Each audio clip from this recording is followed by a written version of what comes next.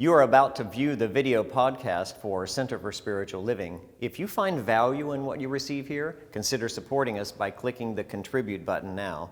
And know that all that you give to CSL returns right back to your life, multiplied abundantly. Blessings.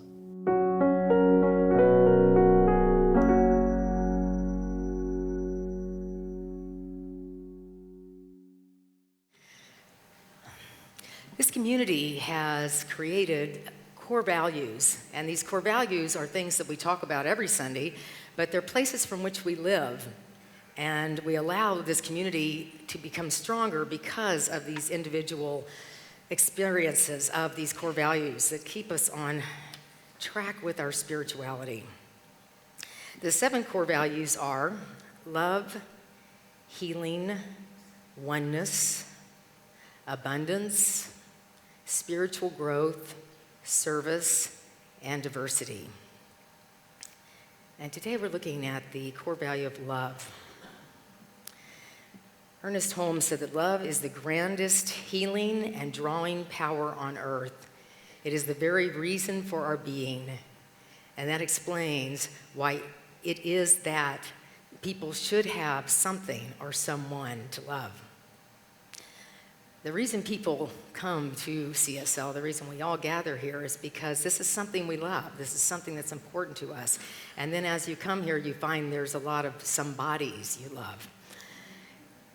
So I'm going to talk about a wonderful lady who made her transition back to spirit on January 23rd. Her name is Lynn Shuto. And she told people to pronounce her name like she puts her toes in a shoe, or shoe toe. I'm like, I already like her. Lynn Shuto. And her forever love and partner, Pat Lynch, is with us today. And Pat, where is Pat? Is Pat here in this service? No, all right. Her partner is here. Lynn and Pat have been part of CSL for over 20 years. They were very close to Dr. Arlene. They took classes. They were TPL members. Lynn loved children and animals. For 45 years, she was a pediatric advanced registered nurse practitioner. So she did so much work with children. She volunteered for animal rescue and then rescued animals herself. She played the guitar and entertained often. And she had survived breast cancer many years ago and was being treated for bone cancer. She's beloved by many in this community. And as a core value of love, she was that love, and she created that love in her partnerships and certainly in her world. I know when I'm doing memorial services, it is so clear to me that everyone's life is about the relationships that they make, and Lynn made some extremely beautiful and powerful relationships. When I talked to Carrie Feinroth about Lynn yesterday, she wanted to thank the practitioners and this community for being in touch with Pat and with Carrie, and so supportive of Lynn, and especially John Rossetti, who would go over and be with them. And she said, and we'd play cards together. I'm like, I don't know about that prayer treatment, but cards are good. And so she, just in this core value of love, I want to just allow us to take a moment to hold Lynn in our hearts, hold her experience of her ongoing soul as we feel love that we do for this community and for everyone that comes here. And we bless Pat in her time of grief and of spaciousness in her own heart, but also knowing that love is what creates those feelings and that depth and truly the expansion of our soul. Love is the glue that holds us together. It's certainly the reason that we're here and the reason that we were born. Love is our core value, and so it is. Young girl, don't cry. I'll be here when your world starts to fall.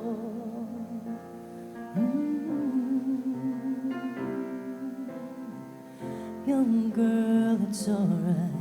Your tears will dry. You'll soon be free.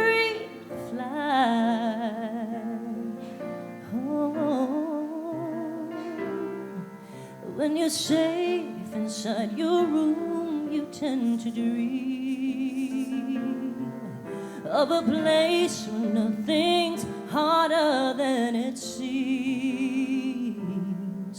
No one ever wants to bother to explain the heartache that can bring in what it means when there's no one else. Look inside yourself like your oldest friend. Just trust the voice within, then you'll find the strength that will guide your way. You'll learn to begin to trust the voice within.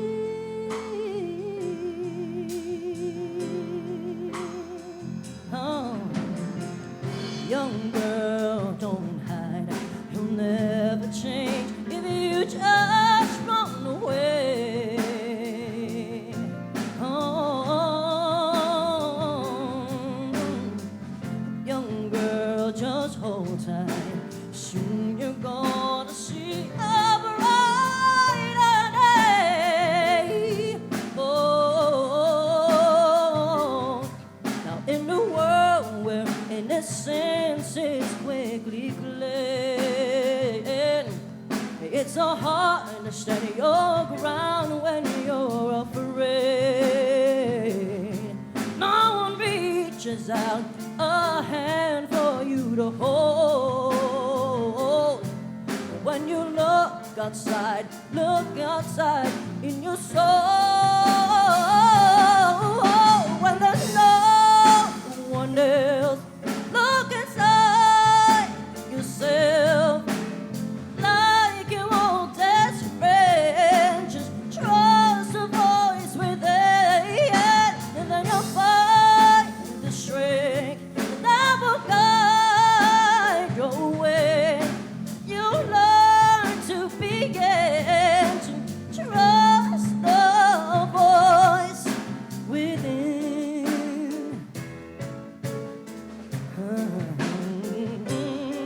Oh, yeah, yeah. Oh, no. Life is a journey. It can take you anywhere you choose to go. As long as you're learning, you'll find out you'll never need to know. Break it, you'll make it. Just don't forsake it, because no one can stop me. You know that I'm talking to you. When there's no one else, look inside yourself like your oldest friend. Just trust the voice within, then you'll find the strength that will guide your way. You'll learn to begin, trust the voice within. Oh,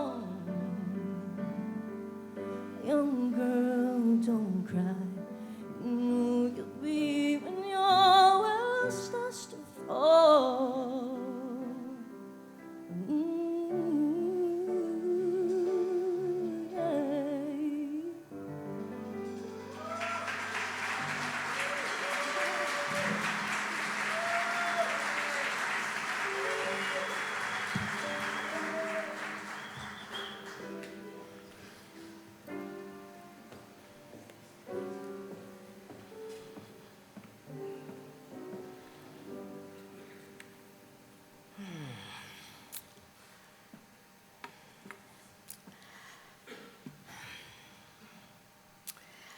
Above all else, to thine own self be true.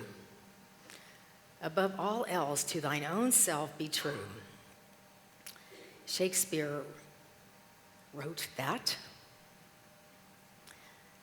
So my question for you all today, to which self am I to be true? Is it the self that delights in the sunrise and the sunset? Or is it the self that's really pissed off all these people came down from the north and it's so darn crowded to drive anywhere? Is it the self that loves spiritual awakenings? Or is it the self that's so exhausted because I've been coming to these spiritual centers for 30 years and I still have problems? Is it the self that feels that sense of awe for everything, or is it that self that feels separated from everything? See how tricky this is to know one's true self. The book of the month was suggested to me to read about 10 times before I actually read it. I kept thinking, why is everyone talking to me about this? It was a book that was written in 2012, and it must have been maybe like 2015 when I finally picked it up. And the book is titled The Untethered Soul. And it's our book of the month. I'm sorry about that. It was actually one I suggested, and I'm totally kidding, because as I started reading it again this week, I thought, wow, my life really shifted when I read this book, because it is a book that allows us to find that true self. And it is not the true self that you think is your true self. It's to start having the exercise, the opportunity to notice what we're going to talk about today, which is your inner roommate. Your inner roommate. And I decided last night, I'm going to call mine Wendy. Now, Wendy is a little insecure, definitely impatient, sometimes likes material things a little too much, definitely has a shoe challenge, gets a little insecure around people that sort of have figured out a few things more than she, or seems to have figured out things more than she has, and is definitely constantly thinking that the other people that are upsetting her are about them and not about her. Wendy, yeah. So I'm going to introduce you all today to a little bit of Wendy, and then you all can see who it is that's going on inside of you. Because the challenge is this inner roommate, this internal dialogue that never, ever stops. I wonder how many of you are really present here right now, and how many are you thinking, golly, I can't wait for brunch. Or you know what, did I leave the iron on? I wonder if I fed the dog. You know, I know, I'm not alone. I do know that. I was looking at my notes from doing these talks a couple of years ago. We did a series when I was in Chicago, and we actually had in-home groups that met, and we'll do something like that here probably this year. And so because this material is pretty deep, let's say, not Wendy's recipe at all. Wendy doesn't like deep. So the idea that we would meet in people's homes and then people would discuss these chapters and then we'd come back and have a kind of a conversation about it. So Wendy, it was interesting. I got a phone call. I had just started dating a fellow and we went out to dinner, and the next day he sent me a text and he said, I had a really good time. Have a nice day and take care of yourself. I don't know, it wasn't unkind, but Wendy, she wanted to figure this out. Take care of yourself. Take care of yourself. I take care of myself. What does he mean by take care of myself? Who has the money to take care of yourself? I don't even think I've paid enough money. I can't take care of myself. Maybe I've never learned to take care of myself. Maybe I will never take care of myself. And what the hell did he mean by that? So, you see, the train has left the station.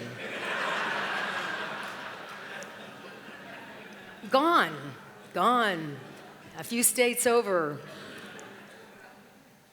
And I think this is perfectly normal, right? And so, because I was in the midst of reading this, I thought, maybe he's just being nice. Maybe he just is saying, like, have a nice day, take care of yourself. What could I do today to take care of myself? How do I just let this person be an individual over there that who knows what he's meaning? And I'm wasting a heck of a lot of time letting Wendy run the story. And so I thought, you know what? I have some other things to do today besides contemplate this thing. And so I got busy doing the things that were in front of me to do. And about an hour later, this fellow called and said, hey, you want to go out to dinner another time? I'm like, yeah, and I'm taking care of myself too. You know, how much time, right? And then if we're finished with that, oh, there's going to be something else. Michael Singer writes about this inner roommate. And we're planting seeds today, my friends, because we have a month of this. Oh, boy. And I'm going to be speaking the last Sunday in February also, and I'll be checking back in with you. Because our exercise is not making this roommate wrong and not making him or her bad. It's just the ability to notice. Because what we don't notice, we can't heal. What we resist, what happens to it? Persists, yes. So, if you're feeling like there's a couple of people inside of you, you're correct, but they are not the true you. They are not the true you. Michael Singer, the first quote I have today from this book, Michael Singer says, there's nothing more important to true growth than realizing that you are not the voice of the mind. You are the one who hears it. We can all go, ooh, because that's cool, but I don't really understand it, right? So it's the ability to see this experience that's always from the past. My story around this guy was some story, maybe I'd been abandoned or rejected or take care. I had a story that meant good luck, take care of yourself. Who knew? But it had nothing to do with what this guy meant. But it was my story around it. My true self was a person that was willing to have great people in my life. Certainly, I love to eat. So, let's go out to dinner again, right? There was a very peaceful, very clear part of me. But Wendy had gone off on her own experience. And if I'm not in touch with what is going on, I'm going to live a very distracted life. And what's the biggest challenge of that is the reason you were born, the gifts you have, the talents that are naturally yours, don't get experienced. They don't get lived because your life has been hijacked by this inner roommate. I was telling Jose, it's like you're locked up with a maniac and you don't really know it yet. But as you start noticing these voices, I know most people are like, well, I just take medication for that, but that's really not the thing either. But as you start noticing, you start realizing this is some adapted thing. But the problem is we start to believe this person, and we have become so adapted to believing. Maybe you can relate to this guy.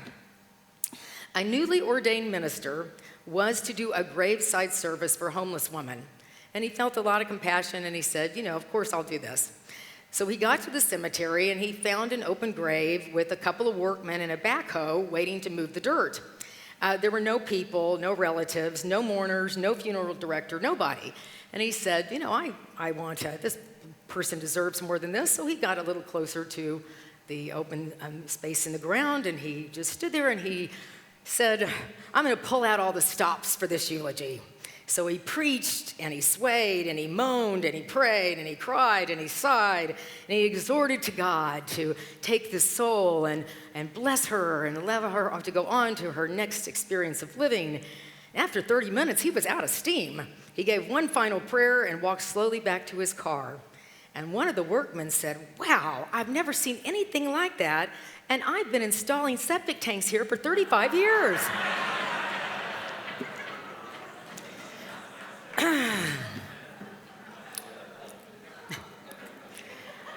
I get a kick out of this stuff, But Wendy likes this. The idea is that we believe these things. We believe these stories, and we have an interesting life in believing that we're actually having an experience that isn't what's happening. Michael Singer is a man that became a recluse at one part in his life. He decided to leave the world. And he got a lot of insights, but I have a quick video of him. The idea is that he's really not promoting leaving the world. In fact, his idea is that if you try to leave the world, you're really going to miss these insights, these wonderful little voices in you that need to be heard for you to see this isn't the true me. So I'm going to inflict Michael's singer on you here, and with Oprah, and we'll continue in this conversation.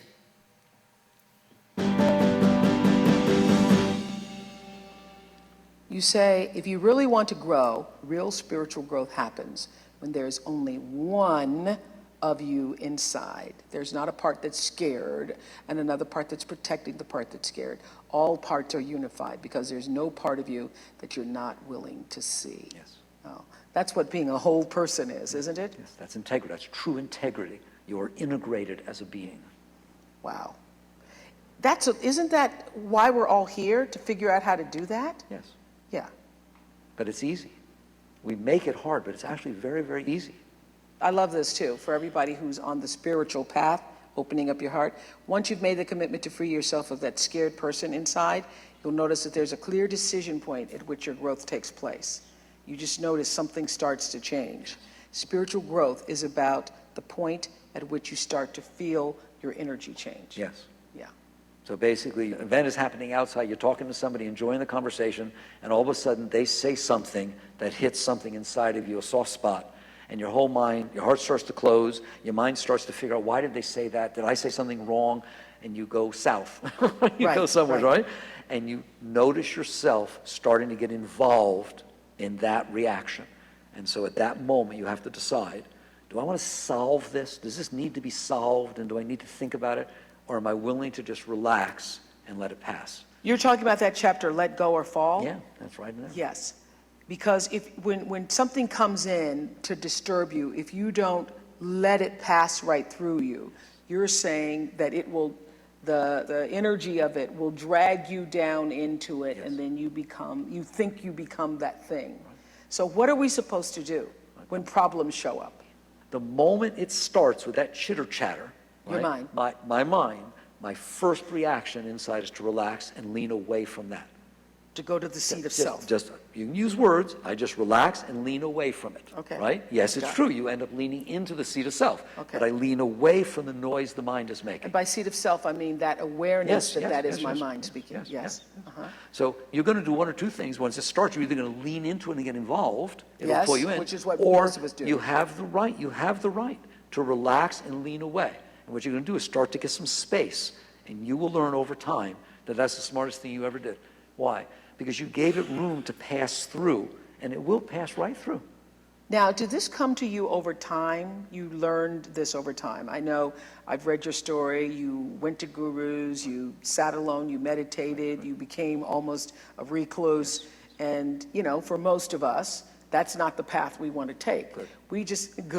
You say good. We just want to be able to, and I say we, speaking for myself, I want to be able to be connected to that seat of the self. Yes. That is ultimately where God flows through. Yes. The power of God flows through. How do we begin to make that happen for ourselves? So because I did all of that and tried all of that, Yes. I am so proud to come back and tell you, no, you don't need to do that. You In don't fact, need to do don't do it. All you have to do is get to the point on your everyday life. Every moment of life is a spiritual experience. I know you know that. Yes, I do. Right? That's why we're here on Super Soul Sunday. And the reason it becomes a spiritual experience is because you've realized you are causing the vast majority of your own problems due to your mental reactions. So as life unfolds on a daily basis, you have the right to choose not to do that. You can still go to work, you still take care of the kids. You just lean away from this mess that the mind is doing to amplify and overemphasize or over-exaggerate whatever's going on. And then what do? Lean into what that awareness is saying? What will happen is when you let go of the noisy mind, you will end up in a seat of quiet, which I know you'll have to talk about. You'll end up in a seat of quiet because that's what it is back there. It's quiet. Stillness. The stillness, right? Okay. And my experience is that now you can look at reality and you will know what to do. Just the fact that you don't have all this static, right? Yes. Means the quiet one who's clear will look at reality and it will be pretty obvious what it is for you to deal with. Yes. Ultimately, I think what we're all seeking, even when we don't know it. When I would ask people on the show for years, what do you want? Everybody would say they want happiness. But aren't we all ultimately seeking freedom? Yes. We're seeking a state of absolute well-being, and that's what freedom means. Excellent, excellent. I wanted you to see Michael Singer and have the experience of this conversation that is what we were saying, to which self do I want to be true? A tether in this untethered life, a tether is something that ties something to something. Do you know if you have an elephant, when the elephant is small and it's tied to a post that it can't move, and it continues to be tied to that post, it can become a very large elephant and not know that it can move that post. So our experience of this conversation is recognizing these tethers that are not bigger than the spirit of who you are. And so I want to look at 3 tethers, 3 of many tethers, but if we can identify them, they help us experience them and look at them and separate from them. And these tethers are labeling, leaving the experience of the now, and addictions. I was like, let's see, which one did I forget? Addictions, all right. So the ability to label, how does it, when you meet someone, what happens to you? This is my job, this is my story, this is what's happened to me, and we've already labeled ourselves. Also, when we look at others, you know, you live in this neighborhood, or you do this thing, or you're from this place, or you have that accent, or you're like this, or you're like that, and now already we've never even met the person, and we have a story about them. What a heartbreak to see how tricky it is then to even get to know a person if I've already got a big story about you because of your hairstyle, or your clothes, or your car, or you're this, or you're that. As Michael Singer said, it's about getting out in the world and having these experiences and watching what happens. Just yesterday, I was on my way to meet somebody for lunch, and she had texted me, oh, there's too many cars here, we're going to go over here. So she was already a little upset, and I was sort of, I was then, getting myself, Wendy is very impatient, and I'm behind this guy, and it's a right turn lane. I don't know if it was a single, like you had to turn right, but truly this man did not get the system, and you were supposed to be taking right at this red light. So I'm behind him, and I'm thinking, heavens, I'm reading this because I was fine for a minute, and then I'm like, wait a minute, he should be taking a right. How long has he been driving? Don't you know that he should be taking a right?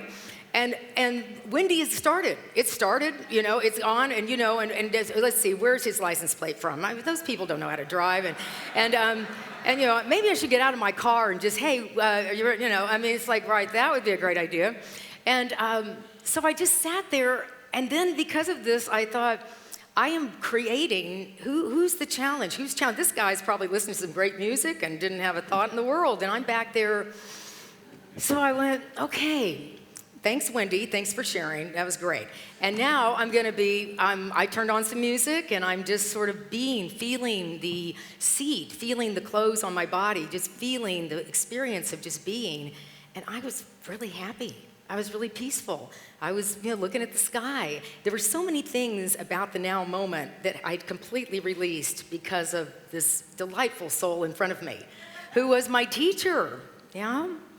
So do you see what he's saying? When we start noticing this, the thing is, this is what was happening. This person's in front of me. And my experience of finding peace is going to be able to not label this as wrong, but to just label it as real. So I kind of tie it together, labeling and being in the now. Let's take a breath together. Yeah? So did you think, wow, the lungs are going, and the air's coming in, and I'm able to exhale, and I maybe have not been counting my breaths as I've been sitting here. I didn't think of what a miracle it was just to breathe. I didn't realize that this breath is all that's happening. The future we're making up through our ability to be peaceful. It can be peaceful. If not, we're going to have more of the same. And the past is over. I know someone said they were given a talk once and said the beginning of this talk will never come again. Some people are like, good. But the beginning of this talk, well, it's over. It's over. It's over. So which self are you paying attention to? Which says that true self in you? And so being present, looking at this labeling, and finally the addiction. I'm finding the addiction that all of us are dealing with is this addiction to the false self. When I'm working with people with addiction, and addiction is all over the map, whether it's work or sex or spending or drugs or alcohol or food or really just misery. The ability to ask people, when was the last time you felt peaceful? It's like, gee, it's been a while. And I'm having a workshop this Saturday, and we're just going to talk about the ability to allow yourself to feel peace, just to know that it's in there. It's always been in there. And because most of us grew up in systems where it was not peaceful, we started using substances to not feel. But feeling is interesting. Wendy, it gets a little out of control, but once you see her and you can see it, you can feel that peace again. So addiction is not this sense of I am addicted and that's forever. It's not that at all. I am addicted to misery. I'm addicted to my sense of being broken, but there's a wholeness in me I haven't visited for maybe a long time. It is Black History Month, and I'm so glad that we are celebrating diversity. I want to talk about a man that lived for 95 years and was such a beautiful symbol of diversity. And in Black History Month, I want to talk for a moment about Nelson Mandela. And Nelson Mandela was born with a sense, in his young life, of wanting to make his country better and knowing that his life was going to be focused on that. It was not an easy journey at all. He had to go up against a system that did not accept the way he saw the world at all. And there's a beautiful and long story of Nelson Mandela's life.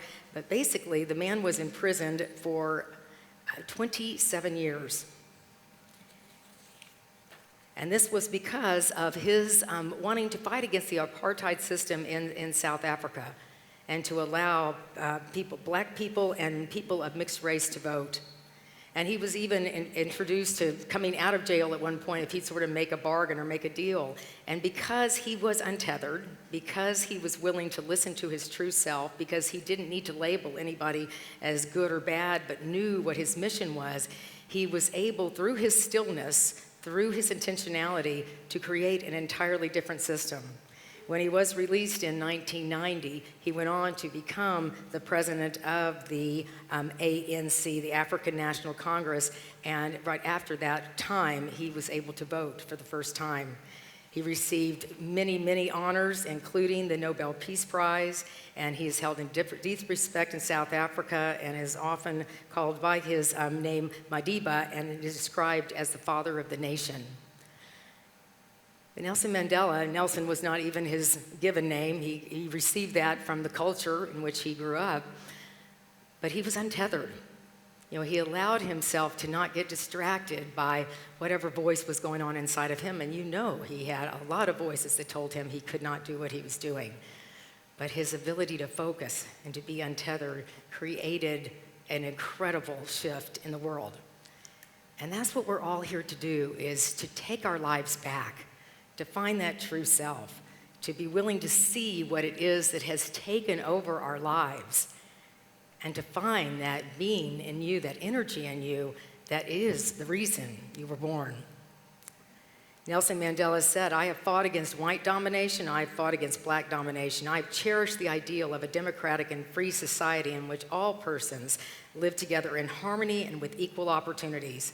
It is an ideal which I hope to live for and to achieve, but if needs be, it is an ideal for which I am prepared to die." I wonder what it is that is in you that is wanting to die. The insecurity, the judgment, the labeling, the blame. The thing is, once we look at it, once we see it, once we even can start to find it humorous, it can start to separate. And it can start to give you that freedom that Michael Singer was talking about. I'm going to end with the last chapter of this chapter called, the last paragraph of the chapter, Your Inner Roommate. If you want to free yourself, you must first become conscious enough to understand your predicament. Then you must commit yourself to the inner work of freedom. You do this as though your life depended on it, because it does. As it is right now, your life is not your own. It belongs to your inner roommate, the psyche. You have to take it back. Stand firm in the seat of the witness and release the hold that the habitual mind has on you. This is your life. Reclaim it. And so it is.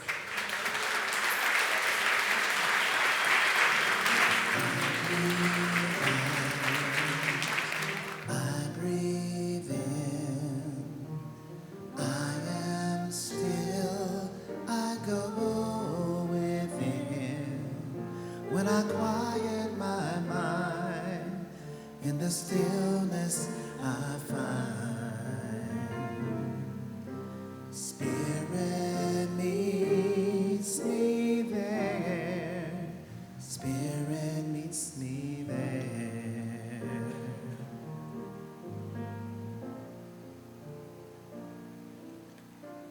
We are such magnificent beings. We are unlimited and untethered. And our ability to know that at a deep level is the seed we're planting today. We also are so precious and so funny in our sense of trying to make the world make sense, rather than to understand the freedom that resides in each and every one of us. So we take this time to be still and know, to watch thoughts, certainly not take them seriously, and allow yourself to feel that spaciousness. Your body is being breathed by spirit. You are expansion and wholeness and wellness, here to enjoy the depth of your soul. So we allow silence to be our friend.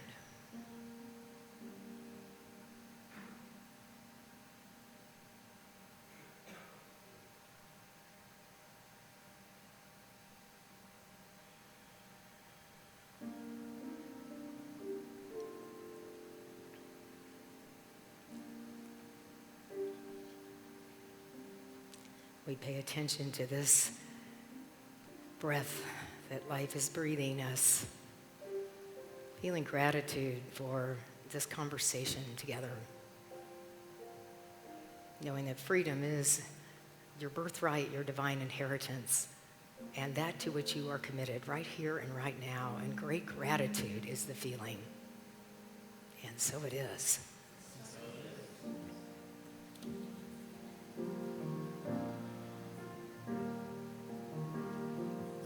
Breathe out, I breathe in, I am still, I go within. When I quiet my mind, in the stillness I find. Spirit meets me there, Spirit meets me there.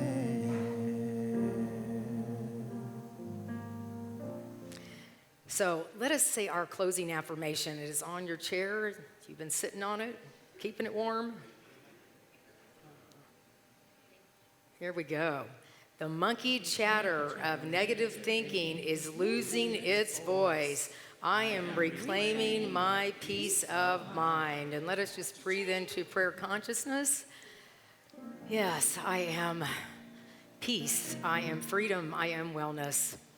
I am curious about any voice that is not of spirit, and it is entertaining, yet it is optional. And so I allow myself to be in that strength and that firm clarity of who I am right here and right now, and so it is.